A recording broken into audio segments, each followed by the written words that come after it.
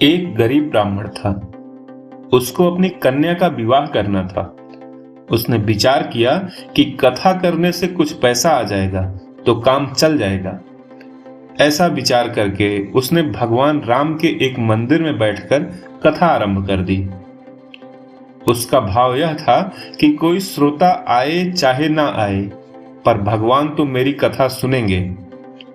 पंडित जी की कथा में थोड़े से श्रोता आने लगे। एक बहुत कंजूस सेठ था। एक दिन वह मंदिर में आया। जब वह मंदिर की परिक्रमा कर रहा था तब मंदिर के भीतर से कुछ आवाज आई।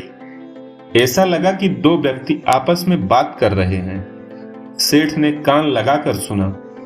भगवान राम हनुमान जी से कह रहे थे कि इस गरीब ब्राह्मण के लिए 100 रुपए का प्रबंध कर देना, जिससे कन्यादान ठीक से हो जाए। हनुमान जी ने कहा, ठीक है प्रभु, इसके 100 रुपए कल हो जाएंगे। सेठ ने यह सुना तो वह कथा समाप्ति के बाद पंडित जी से मिले और उनसे कहा कि महाराज, कथा में रुपए आ रहे हैं कि नहीं। पंडित जी बोले, श्रोता बहुत कम आते हैं तो रुपए कैसे आएंगे।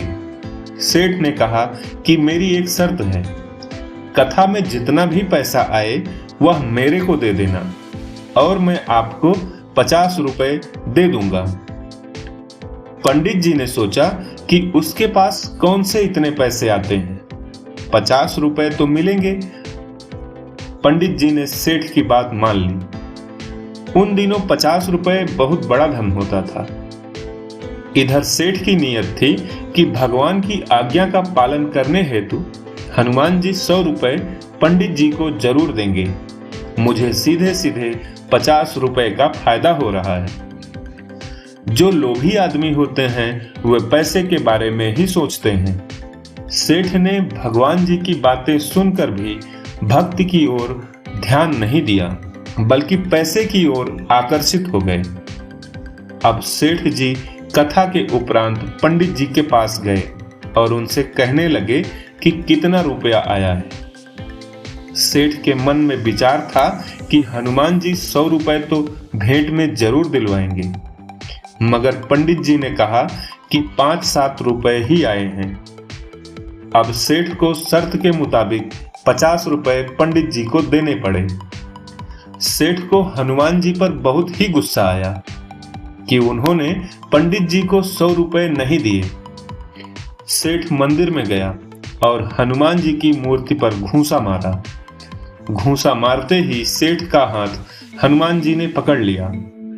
अब सेठ अपना हाथ छुड़ाने के लिए भरपूर जोर लगाते, पर नाकाम रहे। हनुमान जी किसी को पकड़ लें तो वह कैसे छूट सकता है। सेठ को फिर आवाज सुनाई दी। उसने ध्यान से सुना। भगवान हनुमान जी से पूछ रहे थे कि तुमने ब्राह्मण को 100 रुपए दिलाए कि नहीं। हनुमान जी ने कहा, महाराज, 50 रुपए तो दिलवा दिए हैं, बाकी 50 रुपयों के लिए सेठ को पकड़ रखा है। ये 50 रुपए दे देगा तो छोड़ देंगे। सेठ ने सुना तो विचार किया कि मंदिर में लोग आकर मेरे को देखेंगे तो बड़ी बेइज्जती होगी। वह विनय पूर्वक बोला, हनुमान जी महाराज, मेरे को छोड़ दो, मैं 50 रुपए दे दूंगा। हनुमान जी ने सेठ को छोड़ दिया। सेठ ने जाकर पंडित जी को 50 रुपए दे दिए और हाथ जोड़कर माफी मांग लिया।